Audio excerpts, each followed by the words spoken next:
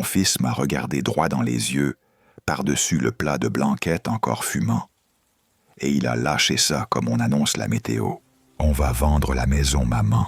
C'est pour ton bien, pour payer ta maison de retraite. Il n'y avait pas de question. Pas de « qu'en penses-tu » juste une affirmation. Je m'appelle Éline, j'ai 72 ans. J'habite à quelques kilomètres de Lyon dans une maison en pierre dorée que mon mari Jacques et moi avons mis 30 ans à payer. Ce dimanche-là, Julien, mon fils unique, était venu déjeuner avec sa femme Aurélie. J'avais sorti la nappe brodée, celle des jours de fête.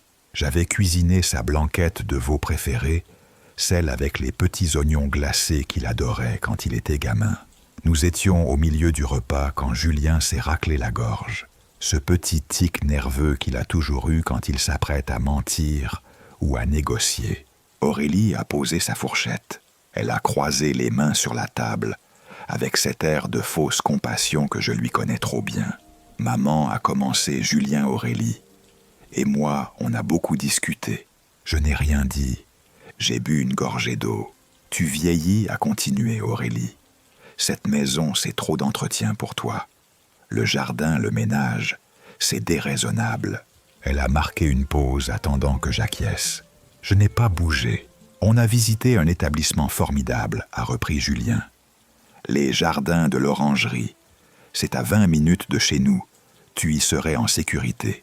J'ai été infirmière libérale pendant 40 ans. Je sais exactement ce que c'est, les jardins de l'Orangerie. C'est un EHPAD de luxe, du marbre dans le hall pour impressionner les enfants qui paient, et de la solitude dans les chambres pour les parents qui restent. Je savais aussi ce que ça coûtait, et je savais surtout que ma maison située dans ce secteur très prisé des Monts d'Or valait aujourd'hui une petite fortune, près d'1 million d'euros. Je ne suis pas sénile. C'est un budget, a admis Julien en ajustant sa cravate. 5 000 euros par mois. Mais c'est le prix de la sérénité. 5 000 euros. Et comment je paie ça, Julien ? Ai-je demandé doucement. Avec ma retraite de l'hôpital, c'est là qu'il l'a dit. C'est là que mon fils, celui que j'ai porté, celui dont j'ai payé les études de commerce, en faisant des heures supplémentaires la nuit, m'a asséné le coup de grâce. On vend la maison. C'est la seule solution logique. On vend, comme si c'était déjà fait. Comme si ma vie, mes souvenirs, l'odeur de Jacques, encore imprégnée dans les rideaux, tout cela n'était qu'une ligne comptable dans son bilan. Aurélie a hoché la tête, son sac à main de marque, posé sur le parquet valant probablement plus que ce que je dépense en nourriture pour 6 mois.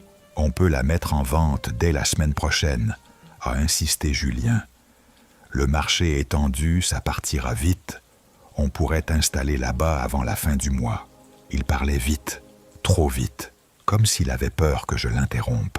Et où j'irais pendant la vente, tu viendrais à la maison quelques jours à proposer, Aurélie. Mais son regard disait le contraire. Son regard disait « Ne dis pas oui par pitié ». J'ai plié ma serviette.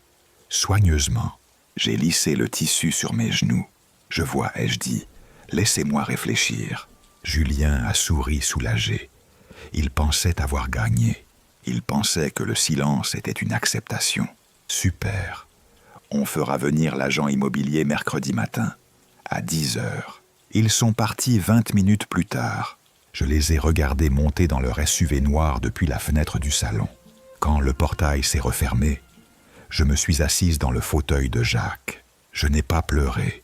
J'ai éteint la lumière et je suis resté dans la pénombre pendant un long moment. Julien avait oublié un détail. Il avait oublié que je n'avais pas toujours été seul avec lui. Il avait oublié qu'il y a des choses qu'on ne dit pas, mais qu'on n'oublie jamais. Le lendemain matin, lundi, à la 1re heure, j'ai appelé maître Robert Faure. Robert est un ami de lycée. Il s'est occupé de la succession quand Jacques est parti. « Robert, j'ai besoin de te voir. C'est urgent. » « Éline, un souci de santé. » « Non, un souci d'héritage anticipé. Mon fils veut vendre ma maison pour me placer. » Il y a eu un silence au bout du fil. Passe à 14 heures. Je dégage mon après-midi. Le cabinet de Robert sentait la cire d'abeille et le vieux papier. Une odeur rassurante. Je lui ai tout raconté. Le déjeuner, le ton condescendant, le prix de l'EHPAD, l'urgence suspecte de Julien. Robert a écouté les mains jointes sans m'interrompre. Quand j'ai fini, il a retiré ses lunettes. « Hélène, je vais te poser une question simple. Veux-tu aller dans cet établissement? Non. En as-tu besoin? Es-tu dépendante? Je conduis ma Twingo. Je fais mon marché. Je m'occupe de mon potager. Et je suis bénévole à la bibliothèque 2 fois par semaine. À ton avis, il a souri. Un vrai sourire franc. Bien. Alors voici ce qu'on va faire. Il a ouvert un dossier sur son bureau. La maison est à ton nom propre, Hélène. Tu es usufruitière et propriétaire. Julien n'a aucun droit de te forcer à vendre tant que tu es vivante et saine d'esprit. Je sais. Mais il va insister. Il va me harceler. On va lui couper l'herbe sous le pied, a dit Robert. Mais avant, dis-moi, tu as des nouvelles des autres. Mon cœur a raté un battement. Les autres. Cela faisait si longtemps que je n'avais pas prononcé leur nom à voix haute dans ce contexte. Il y a 30 ans, quand Julien est parti faire ses études à Paris, la maison nous a semblé immense à Jacques et moi. Nous avions de l'amour à revendre. Alors nous sommes devenus famille d'accueil pour l'aide sociale à l'enfance. Nous avons accueilli ceux dont personne ne voulait. Karim, 14 ans à l'époque. Un écorché vif, le regard noir trimballé de foyer en foyer. Sophie, 12 ans. Une petite souris qui ne parlait pas terrifiée par son ombre. Lucas, 15 ans. Le grand frère protecteur qui pensait que son avenir s'arrêtait aux portes du lycée professionnel. Ils sont restés des années. Jacques leur a appris à faire du vélo, à réparer une prise électrique, à avoir confiance. Moi, je soignais les bobos, les cœurs brisés, et je vérifiais les devoirs. Ils m'ont appelé la semaine dernière, a dit Robert doucement. Je les regardais stupéfaite. Ils cherchaient à te joindre. Tu as changé de numéro après cette histoire de démarchage téléphonique? Non. Oui, il y a 6 mois. Ils sont dans la région Hélène. Ils veulent te voir. Ils savent, pour Julien. Comment ça? Lucas a vu passer l'estimation de ta maison sur un réseau d'agences immobilières. Il a des contacts. Il a compris. La porte de la salle de réunion s'est ouverte. Ils étaient là. Karim est entré le premier. Il n'avait plus ce sweat à capuche trop grand qu'il portait à dos. Il portait un costume sur mesure gris anthracite impeccable. Ses tempes grisonnaient, mais son regard était le même, intense. Hélène, a-t-il dit? Sa voix s'est brisée. Sophie a suivi. Elle, qui marchait toujours tête baissée, était devenue une femme d'une élégance rare, le port de tête altier. Et Lucas fermait la marche avec ce sourire en coin qui m'avait tant manqué. Ils ne m'ont pas serré la main. Ils m'ont prise dans leurs bras tous les 3, en même temps. Une grappe humaine comme dans ma cuisine il y a 30 ans. J'ai senti les larmes monter chaudes et incontrôlables. « Asseyez-vous, a dit Robert. On a du travail. » Karim a pris la parole. « On sait ce que Julien essaie de faire. On ne le laissera pas faire. C'est mon fils, ai-je murmuré, comme pour m'excuser. La famille Hélène m'a coupé Lucas doucement. Ce n'est pas le sang. Tu me l'as dit le jour de mes 18 ans quand je pleurais, parce que ma mère biologique ne m'avait pas appelé. Tu te souviens? Je m'en souvenais. Tu m'as dit, la famille, c'est ceux qui sont là quand tu as froid. C'est ceux qui restent. On est là, a dit Sophie. Karim a posé une main sur la table. Hélène, tu dois savoir ce qu'on est devenu. Grâce à toi. Il a expliqué brièvement. Après ses études d'ingénieur, il a monté une boîte de cybersécurité à Grenoble. Il l'a revendue l'année dernière à un groupe américain. Il n'a pas donné de chiffres, mais Robert a sifflé d'admiration. Sophie est devenue architecte. Elle dirige un grand cabinet à Lyon. Elle conçoit des écoquartiers. Lucas a ouvert 3 restaurants gastronomiques en Provence. Il vient d'avoir sa première étoile. On a réussi parce que tu nous as donné une base, a dit Sophie. un sol stable sur lequel marcher. Lucas a sorti une grande enveloppe Kraft.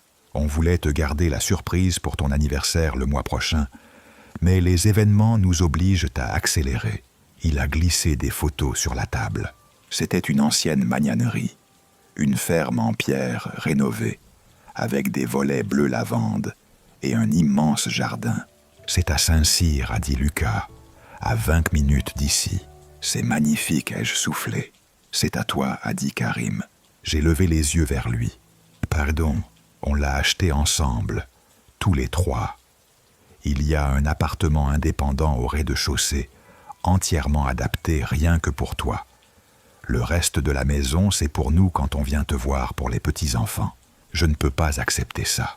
Tu peux, et tu vas le faire, a tranché Sophie avec douceur. Parce que mercredi, quand Julien va arriver avec son agent immobilier, tu ne seras plus là. Robert a sorti d'autres documents. Les déménageurs arrivent demain matin à 7 heures. Mais ma maison, ta maison, a dit Robert avec un sourire machiavélique, nous allons lui donner un destin bien plus noble que de payer les dettes de jeu de ton fils. Ces dettes, j'ai fait quelques recherches, a avoué Karim. Julien est surendetté. Il a fait de mauvais placements immobiliers. Il a besoin de cash vite. C'est pour ça qu'il est si pressé. J'ai senti un froid glacial m'envahir. Il ne voulait pas me protéger.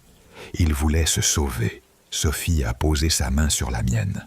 Il y a une association, le Toit des femmes. Ils cherchent des lieux d'hébergement d'urgence pour des mères isolées. J'ai regardé Robert. J'ai regardé mes 3 enfants.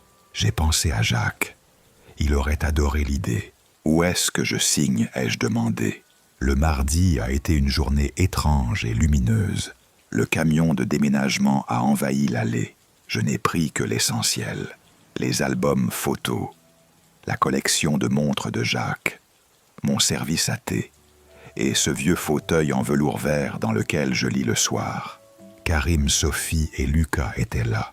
Ils portaient les cartons rillets, se souvenaient de qui avait cassé quel carreau de carrelage en 1996. Lucas a retrouvé le vieux moule à gâteau cabossé. « Tu me le donnes » a-t-il demandé comme un enfant.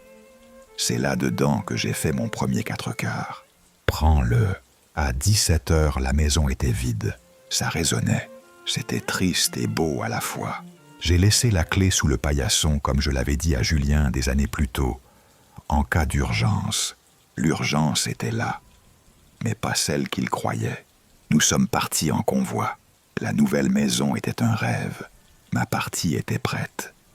Il y avait même des fleurs fraîches sur la table de nuit et du savon de Marseille à la lavande dans la salle de bain. Nous avons dîné tous ensemble. Lucas a cuisiné. C'était simple, c'était bon. C'était la vie. Le lendemain, mercredi, 9h30, nous étions de retour à mon ancienne maison. Karim m'avait conduite dans sa berline confortable. Nous nous sommes garés un peu plus loin. Robert nous attendait devant le portail. Prête.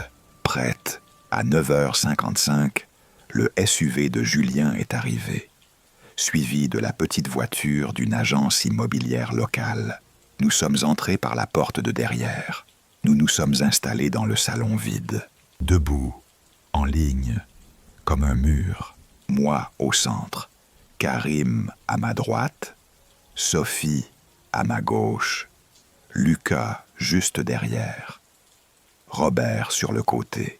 La porte d'entrée s'est ouverte. Ça sent le renfermé, a commenté Julien en entrant. Bon, on va commencer par le salon, c'est la pièce maîtresse. Il s'est arrêté net en nous voyant. L'agent immobilier, une jeune femme avec un porte-document, a failli lui rentrer dedans. Maman, il a regardé autour de lui. Le vide, les murs nus. Mais où sont les meubles ? Qu'est-ce qui se passe ? Et c'est qui ces gens ? J'ai avancé d'un pas. Bonjour Julien. Maman, tu as vidé la maison. Tu as anticipé pour le garde-meuble. C'est bien, mais je n'ai rien mis au garde-meuble. J'ai déménagé. Déménagé où ça ? À l'orangerie. Karim a fait un pas en avant. Non, chez nous. Julien l'a dévisagé. T'es qui toi? Karim Benhameur. J'ai vécu ici de 94 à 98. Tu étais à la fac, tu ne venais jamais le week-end. Sophie Vasseur a dit Sophie, 95 à 2000. Lucas Mercier a conclu Lucas, 93 à 98. Julien a froncé les sourcils cherchant dans sa mémoire sélective. Les cas sociaux, les gosses de la DDASS. Le silence est tombé lourd et coupant. Ces cas sociaux, a dit Robert calmement, sont la famille de ta mère. C'est du délire, a ricané Julien. Maman, qu'est-ce qu'ils te veulent? Ils essaient de te soutirer de l'argent. J'ai failli rire. C'était nerveux. Julien a dit Karim avec un calme olympien. Mon entreprise a été valorisée à plusieurs millions l'an dernier. Sophie gère des projets urbains majeurs. Lucas a une étoile au Michelin. Crois-moi, personne ici n'a besoin de l'argent de ta mère. Il a marqué une pause, son regard devenant dur comme l'acier.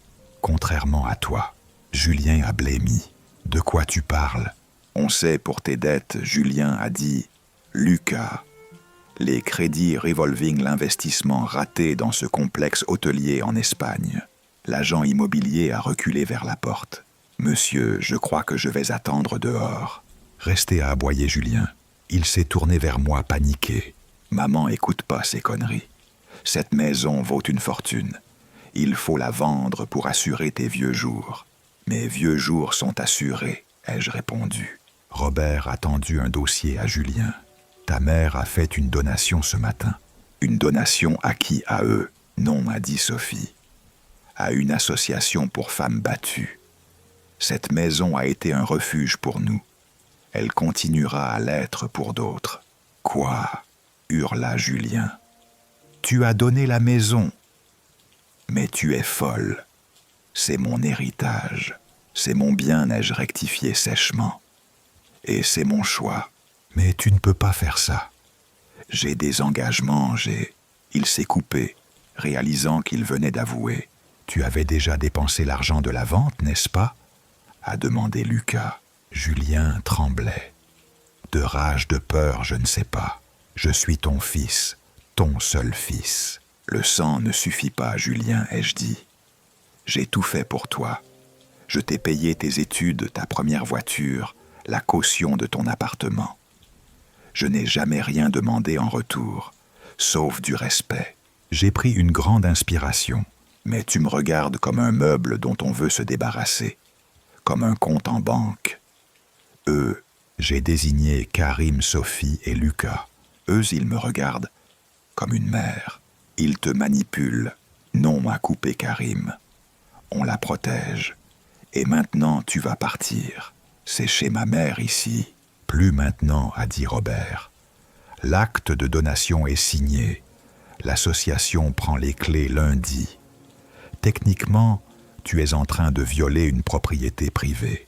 Julien m'a regardé. J'ai vu l'enfant qu'il était capricieux, égoïste, mais c'était mon enfant. Ça m'a fait mal, physiquement mal, mais je n'ai pas cédé. Pars, Julien. Maman, s'il te plaît, je suis dans la merde, je sais, et je suis désolé pour toi, mais tu es un adulte. Assume. Il est resté planté là 1 minute, la bouche ouverte, cherchant un argument, une faille. Il n'y en avait pas. Il a tourné les talons et est sorti en claquant la porte. Nous avons entendu le moteur du SUV rugir puis s'éloigner. Le silence est revenu dans le salon. Ça va, m'a demandé Sophie en me prenant le bras. Ça va, ai-je menti. Il reviendra, a dit Lucas, quand il aura touché le fond. Et à ce moment-là, on verra. Oui, on verra. Nous sommes sortis. J'ai fermé la porte à double tour. J'ai donné les clés à Robert pour l'association. Aujourd'hui, cela fait 3 mois que j'habite dans la magnanerie. J'ai mon jardin. J'ai mes poules. Le week-end, la maison est pleine de vie. Les enfants de Karim m'appellent Mamie Héline. La compagne de Sophie m'apprend à utiliser une tablette. Lucas passe tous les mardis me déposer des petits plats de son restaurant. Julien a appelé 2 fois. La première fois pour hurler. J'ai raccroché. La deuxième fois pour pleurer. J'ai écouté. Je lui ai dit que je l'aimais, mais que je ne changerais rien. Il faut du temps. Hier, je suis passé devant mon ancienne maison. Il y avait des rideaux colorés aux fenêtres. Une petite fille jouait dans le jardin là où Julien avait appris à marcher. Elle riait. J'ai souri et j'ai continué ma route. J'ai perdu un héritage immobilier, c'est vrai, mais j'ai retrouvé ma dignité. Et j'ai compris que la famille, la vraie, c'est celle qui vous choisit autant que vous la choisissez. Et vous, jusqu'où iriez-vous pour protéger ceux qui vous ont tendu la main quand personne d'autre ne le faisait ?